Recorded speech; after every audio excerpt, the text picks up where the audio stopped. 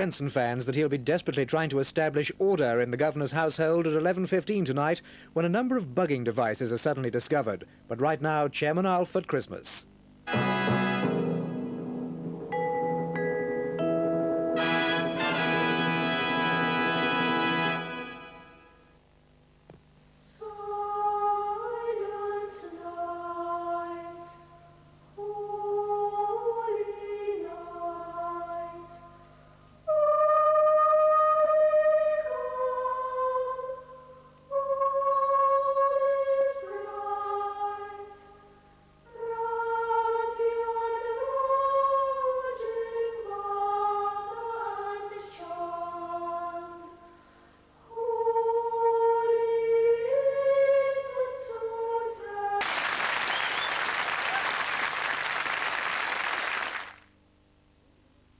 Curry's sale now on. Huge reductions. Curry's price promise means you can't buy cheaper.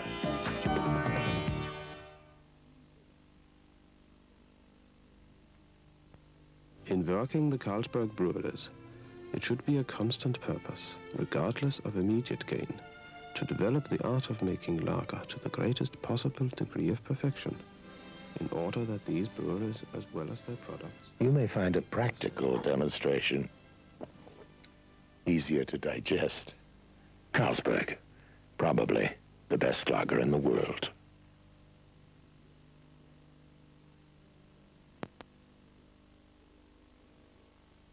Together, Waring & Gillow and Maples bring you the great furniture sale.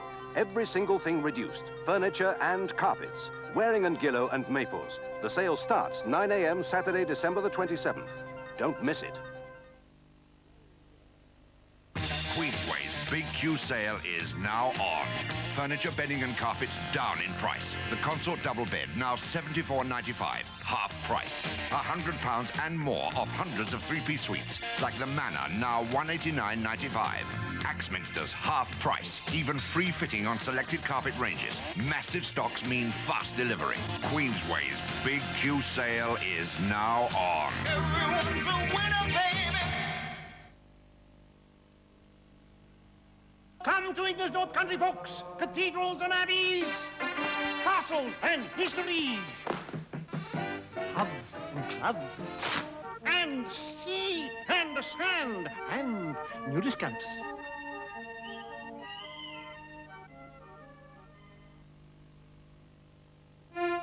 It starts Saturday at Allied Carpets, Britain's biggest carpet sale.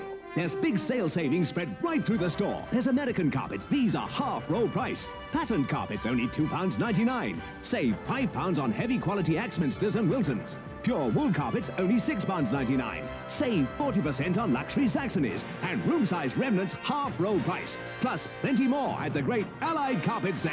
Starting Saturday. Phone now for your nearest branch.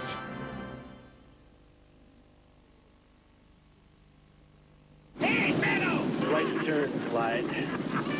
Clint and Clyde are back.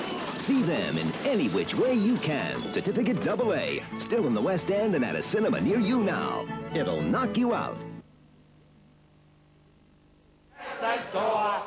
Let them see that we don't like bloody violence in this country. And your bloody muggers cut their hands off. Hang them at Tyburn like they did in the old days. Better still, hang them down the football ground before the match starts. That'll bring the crowds back, wouldn't it, eh? Suffocate them at birth. Stuff the pill down their mother's throats. Castrate them. Listen to that. Listen to them little angels singing. Little angel choir boys. They'll be slinging bloody bricks through your windows tomorrow. You little bastards, I'll be flying a lot of you. Big old guys. All the bloody same, innit?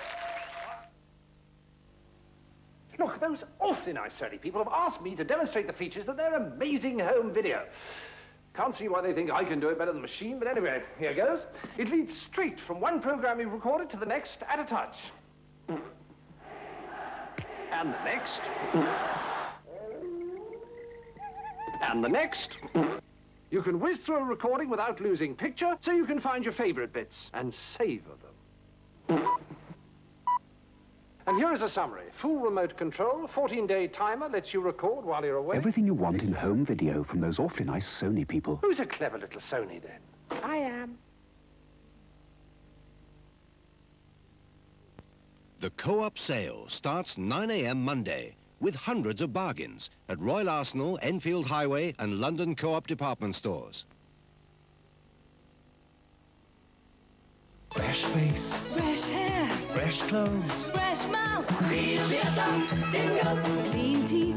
Clean gums. Strong teeth. Strong gum. Feel the SM tingle. Regular brushing with Tingly SR means SR's fluoride strengthens teeth against decay. Plus, SR's own anti-plaque ZCT to help protect gum edges where plaque collects. So get the SM tingle for healthy teeth and gums.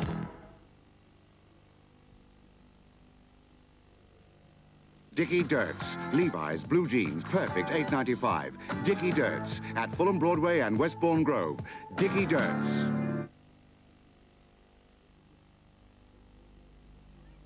Hello. You may wonder why I'm not an absolute bundle of nerves, shaking like a leaf with nervousness, only about 15 minutes before my first TV spectacular in about 2 years. Why the dickens isn't our favourite mother and megastar huddled in a corner studying her script? I can hear you all asking anxiously. The answer's a very simple one, wallabies. There is no script for my show. LW, whatever it's called, what's the name, just said to me, Dame Edna, here's a peak viewing time slot. Here's a beautiful studio. Here's a brilliant director. Here's an undisclosed enormous fee. Just go in there, do your own thing, let it all hang out, make TV magic. And so I will, darling, so I will. You know, there must be millions of intimate questions you've all been longing to ask me, and perhaps one of the little mini-celebrities that we've invited along to the studio this evening could ask your question for you. So please stay tuned for one of the frankest hours of self-revelation in TV history. Not so much a telethon as an Edna-thon. But why aren't I nervous? I am nervous.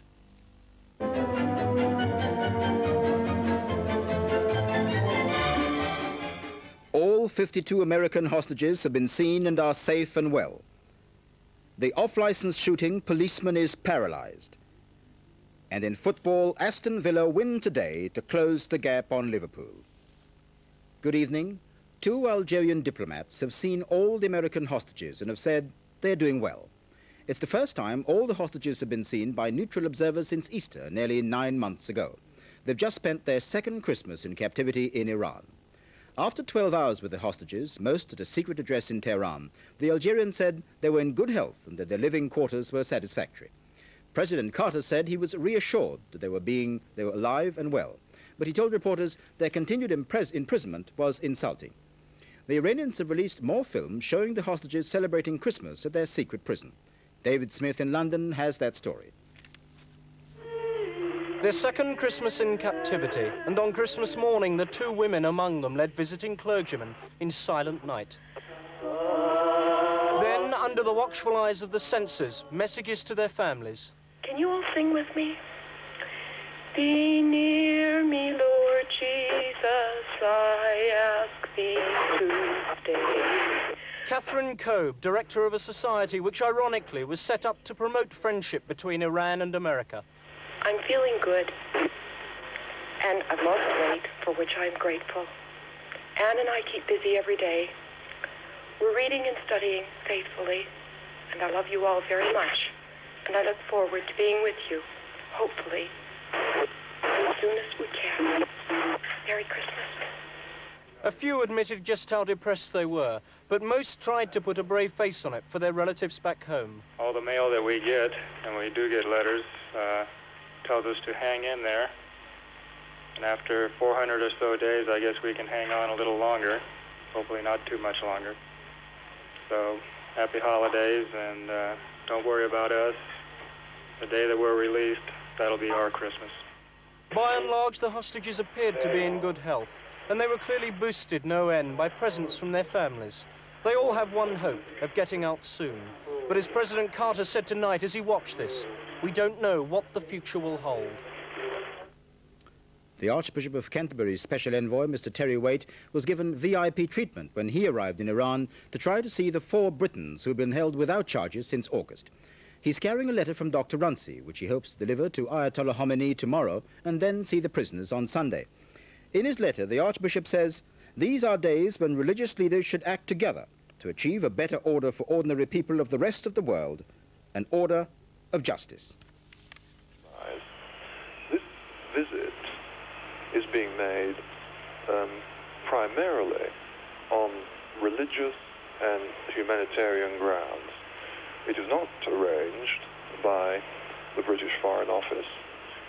It is arranged by the Archbishop of Canterbury. And I am here on religious and humanitarian grounds.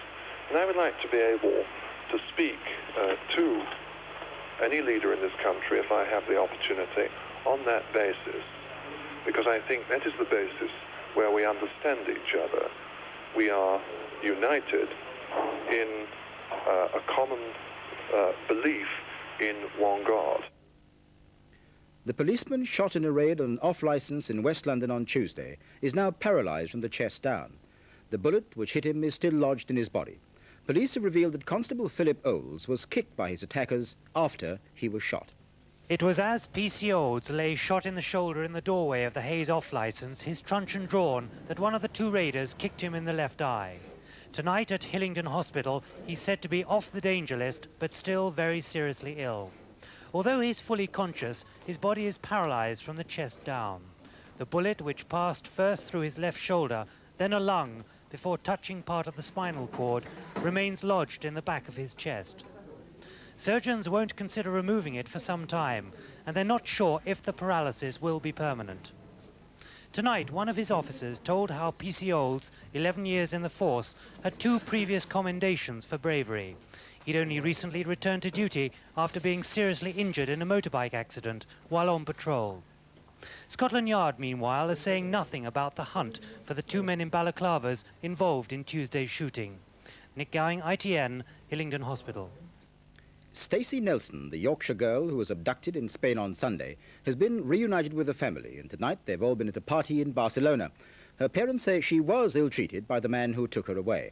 The man's been arrested. David Smith asked Stacey, who is 7, if she was frightened during her 4 days being held. Yes, I was a little bit frightened. When in particular were you frightened? When he hit me. What did he hit you for? I managed to escape. How did you manage to escape?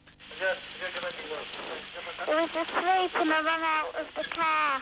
What did you think when you saw your mum and dad last night? I felt excited. The Polish Foreign Minister, Józef Syrek, has been to the Kremlin to see the Soviet President, Mr. Brezhnev.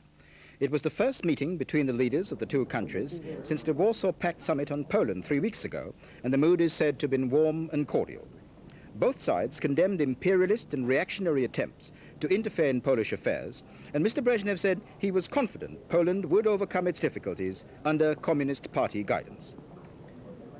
Our diplomatic editor says Mr. Syrek's invitation to Moscow means the Russians intend to keep a close watch on developments in Poland, and that the Polish leaders are being told to reassert Communist Party control. Now, the Boxing Day sport, and, as usual, the Christmas holiday has produced some unexpected results on the soccer field and the racecourse. Here's our sports correspondent, Tony Francis.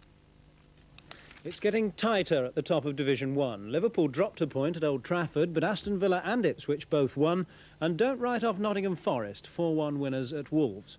A Boxing Day gala at White Hart Lane, where Spurs and Southampton shared 8 goals. Perhaps we should feed them on turkey and plum pud more often. Villa had Peter Withe back from suspension to face Stoke, and what a big difference he made. Chris Jamieson reports. The standard for the game was set early on. A great header from Stoke's Mike Doyle, but his effort was spoilt by bad finishing. And that was something that afflicted Aston Villa too. Gary Shaw, number 8, had a busy afternoon taking shots at Stoke's goal. But something was lacking, and the match at times fell apart into pantomime. Villa needed both points, and in the end, they deserved them. but more for effort than skill. Again, it was Gary Shaw with the build-up. The finishing touches, though, were left to Peter With.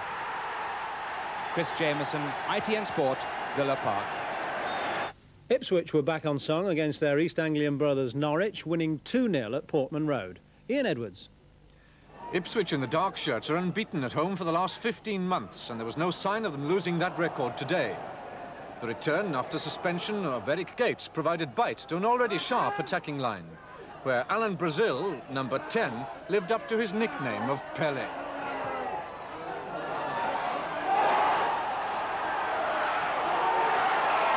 He's already scored similar goals this season against Ray Clements and Peter Shilton, and in the second half was involved in setting up the second goal for John Walk. Crisp volley from across by Muren.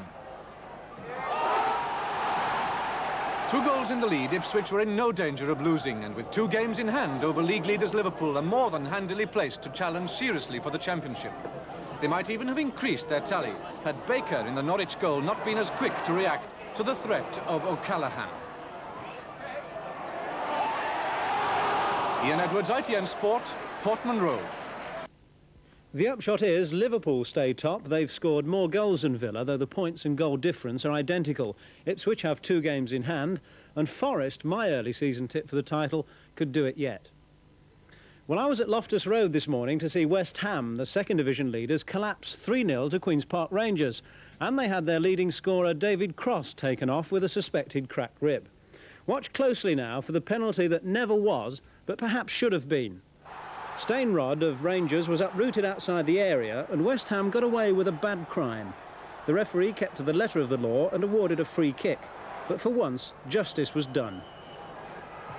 Flanagan's shot, and Silkman finishes it off.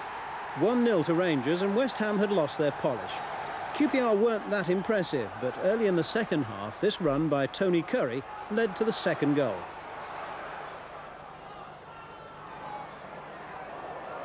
The chance seemed to have gone when Rangers spent ages on the edge of the West Ham penalty box. They kept possession, though, and Flanagan was finally left with a free header. Parks made a hash, and for the second time, Flanagan saw someone else, Curry, get the last touch. Towards the end, Stainrod, delightfully, made it 3-0 for Queen's Park Rangers, but don't read too much into the result. West Ham was surely only hiccuping, and QPR aren't world beaters yet. West Ham's lead has been cut to 3, with Swansea winning again and slipping into second place. Chelsea's problems continue. A 2-0 defeat at Luton pushes them down to third. Well, happily, Boxing Day crowds were up on last year despite the lack of public transport. Racing now, and Silver Buck has been quoted at 8-1 for the Cheltenham Gold Cup after today's convincing win in the King George VI chase at Kempton. It was the 3rd win in a row for jockey Tommy Carmody. Anaglog's daughter made all the early pace, but coming to the final fence, she's been caught by Silver Buck and the veteran Night Nurse. John Penny, the commentator. It's Night Nurse on the near side, taking on Silver Buck, who still has the lead. They're coming toward the final fence. It's Silver Buck in the lead, over, and Night Nurse is gone! Oh my word, he hit the top of that one. Anaglog's daughter now fighting back. Silver Buck is in the lead. They have 100 yards still to go, and Tommy Carmody looks all set to complete the 3-timer. He's done it. Silver Buck is the winner. So Silver Buck first at 9-4, the favourite. Anaglog's daughter was second at 5-1, and Diamond Edge third, 11-4. And finally, it's nearly the end for the bargain hunters who've been sleeping rough waiting for the big store sales to start. This Iranian student would have spent 10 days outside a London store by the time she gets her blue fox fur coat, reduced from £1,500 to £95 tomorrow. For that sort of deal, a holiday without some home comfort seems to become almost a pleasure. But it will be a tough last night. There's frost forecast again. And that's the way the news looks tonight. Hope you had a good Christmas. ITN's back tomorrow with 3 bulletins. Good night.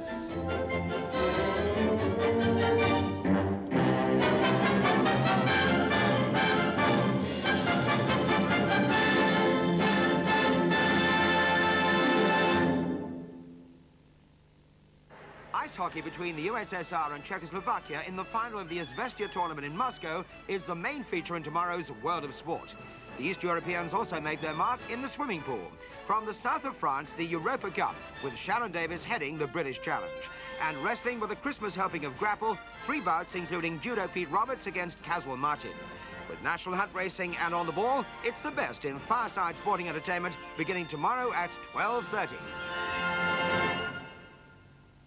And now, the weather forecast for the London weekend television area. Tonight will be rather cloudy at first, but dry. And with clear periods later, the temperatures will fall to near 0 degrees centigrade, 32 degrees Fahrenheit. Winds light to moderate, west to northwesterly. Saturday now, which will be dry with sunny periods. The temperature will rise to a maximum of 5 degrees centigrade, and that's 41 degrees Fahrenheit. And winds for Saturday, well, they'll be northwesterly and light. And that's the end of the weather forecast. Nothing, but nothing comes between a man and his Carling lager.